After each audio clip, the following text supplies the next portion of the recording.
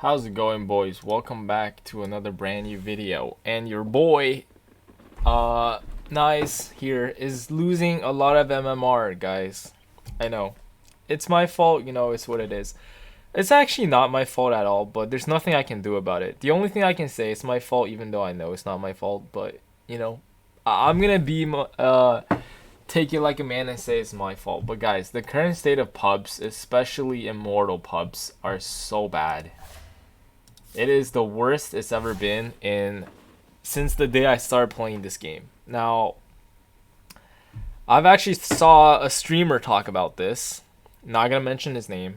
I saw it on Reddit just now, and I completely 100% agree with the guy. You know what? I'm gonna say the name. I think his name is Cinderin or something like that. I don't know if I'm pronouncing it right. It doesn't matter, but it's true. The pubs are worse that it's been in 15 years. Pubs has never been as bad as this, and Immortal Pubs is the worst it's ever been. Now, I have a few theories around why this is.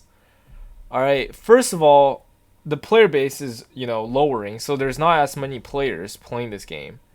And, man, I can go on a rant forever about this, actually. You know what, let's take our time and fucking go on a deep dive on this, okay? Number one. Reports no longer mean anything at all, okay? Back then when I played Dota, when I get reported, you lose 40 behavior score instantaneously.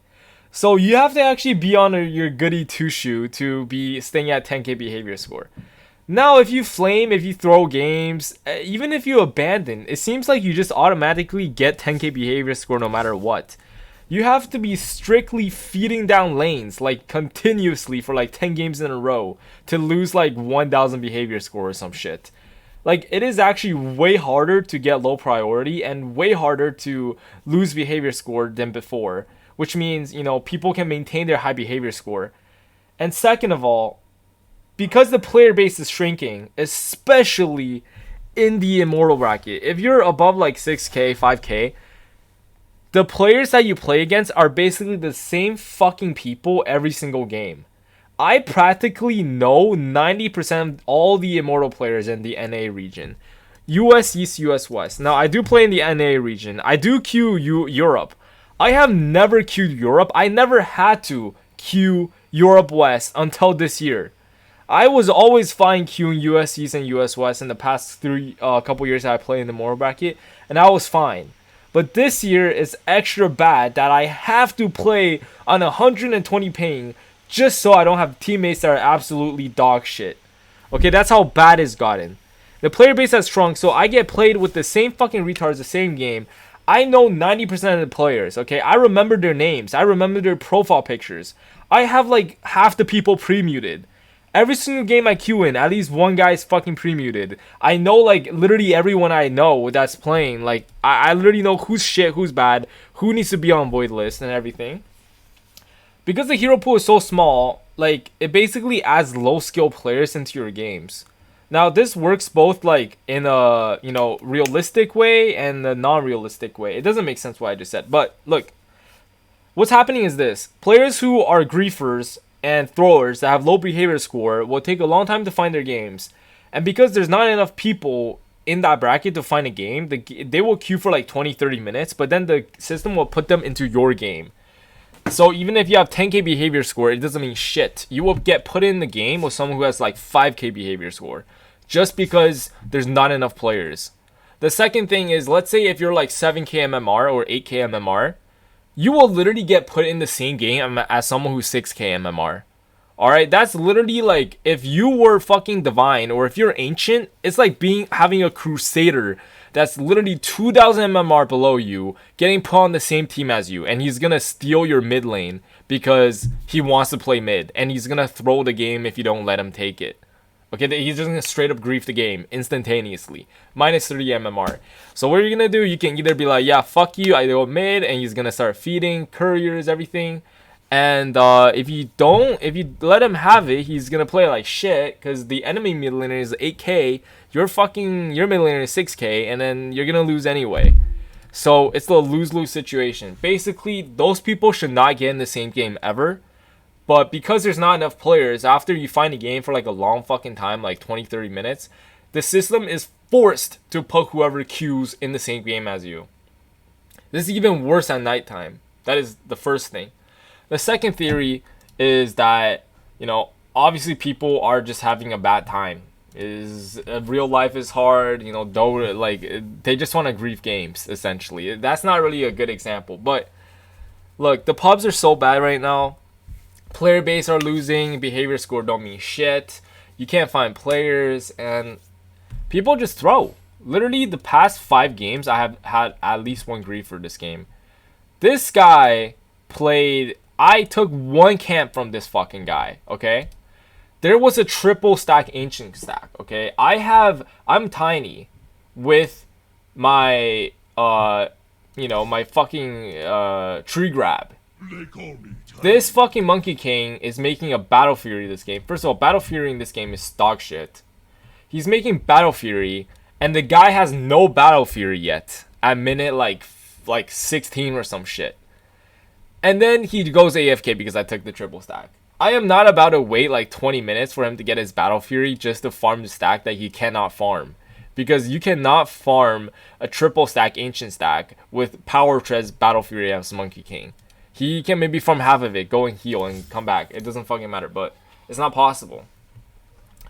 Now, this guy starts AFK. Of course, the good thing is he got abandoned, so I was glad. This game was a super easy one, by the way. Like, we were up, we were gonna win, so, like, this was literally, like, the Jakiro said we were losing, but nah, this is literally, like, we were gonna win. Even when he started griefing, we were still gonna win. Like, he started griefing, like, here. This was a guaranteed win. I was super fucking farmed. Like, literally, like, I was so farmed. Like, this Monkey King was literally behind me, okay? We were gonna shit stomp this game. But obviously he just throws, cries like a bitch, we lose, whatever. I mean, first of all, if you're like this, just don't play ranked, don't play Dota, don't play ranked. Go throw in fucking turbo games, nobody cares. But, no one's gonna listen, the griefers won't listen to me. The people who will listen are people who actually won't grief. So, me saying that doesn't accomplish anything at all. What does matter is that the people who are like me, who doesn't grief games, I have not griefed a single game, like, purposely. I might pick something bad. Like, I might pick some weird pick. Like, I might pick Sven support, okay? And kind of, like, you'd be like, oh, you're griefing. But no, I still buy support items. I max my Q. I stun people, I pick Sven support. It is, like, not the best, but I think it's actually quite legit, actually. I think Sven support is actually amazing because you have a stun that's very low cooldown. It's like 12 seconds. And it does a lot of damage in a 2-second AoE stun. It's pretty good. You give your allies armor. Your shard is 7 armor. Like, just being around you gives you like a fucking AC for free. It's pretty good. Yeah, it's not bad. It's tanky. You can tank. You can buy stuff like Warpath. It's not bad, It's not bad. I've griefed in that sense, but I have never purposefully griefed a game in pretty much forever.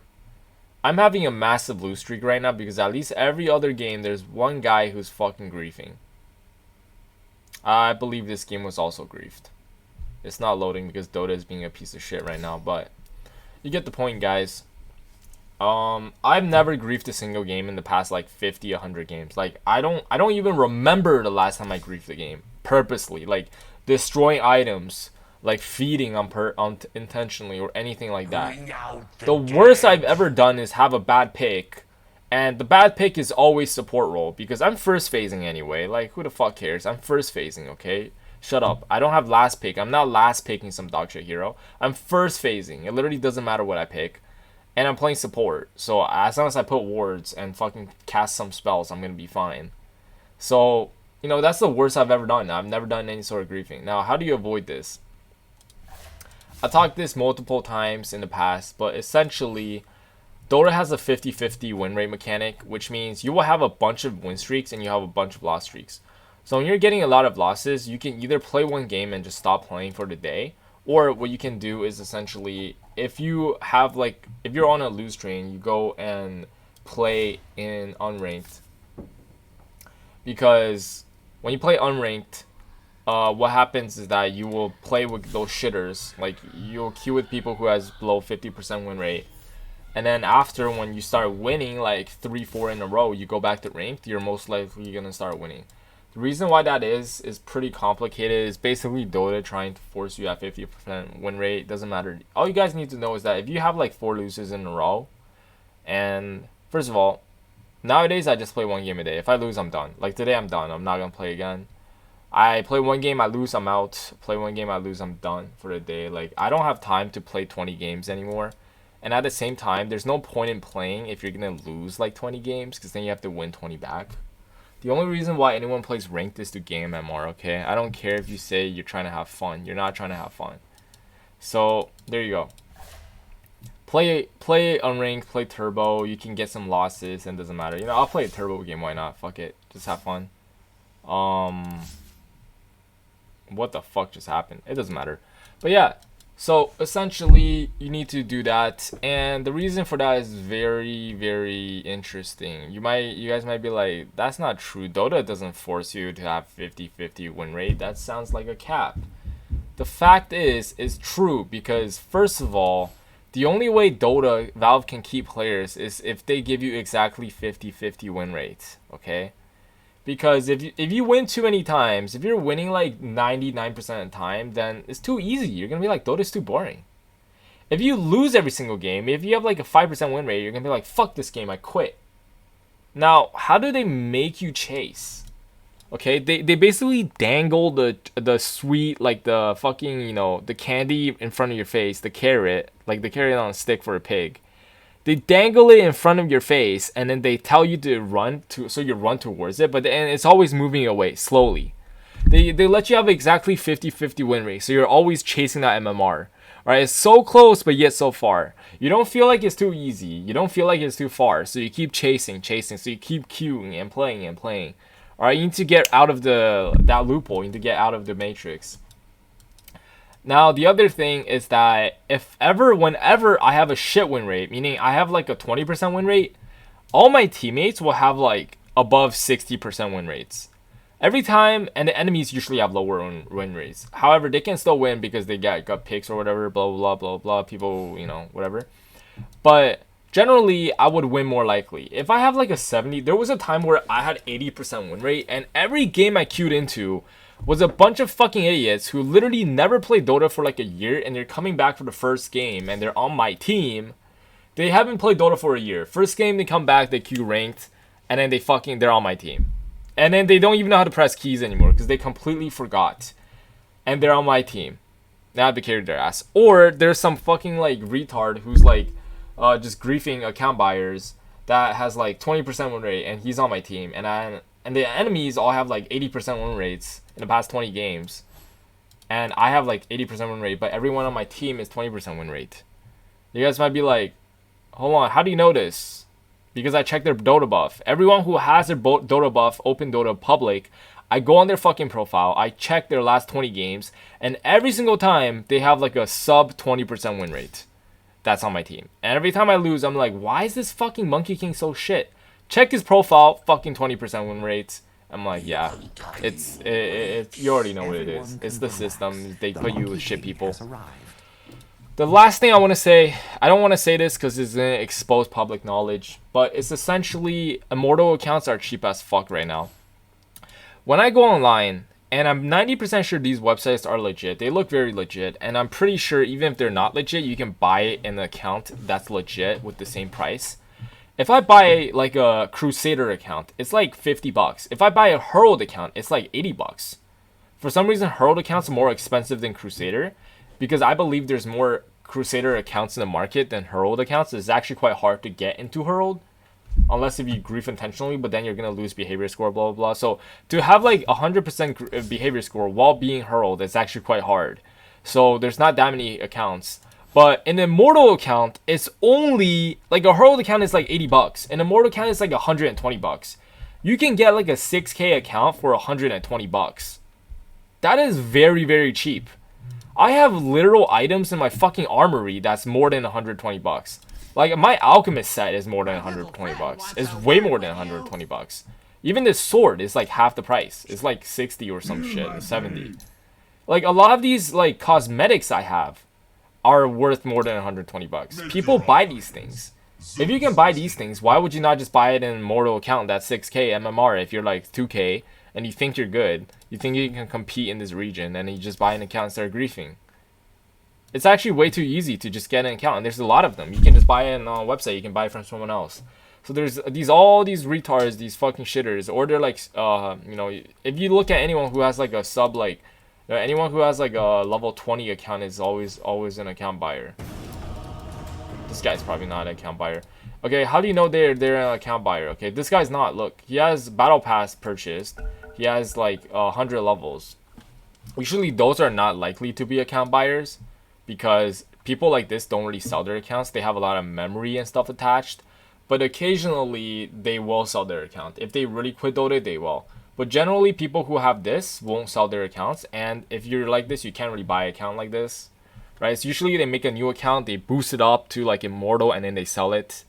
And there's also the occasion where someone like doesn't quit Dota, so he sells it. But you know, I wouldn't sell my account. So like my account has been here since 2014. I have all this shit. I don't want to sell it, right? And it's like not worth it. Would I sell this for 120 bucks? Fuck no. I would not even sell this for like $3,000. So no, there you go. Let's pick my hero. I don't know, fucking random. Oh yeah, this is perfect actually. I'll play carry. Oh yeah, I'll go mid. Fuck it. I'll go fucking mid Dawnbreaker. 5 seconds. Dude, fuck roll, dude. Oh, he rolled a 5. Yeah, I'll roll. Heh, he just left. I don't even need a roll. What? They just go top. Thank you. But yeah, anyways.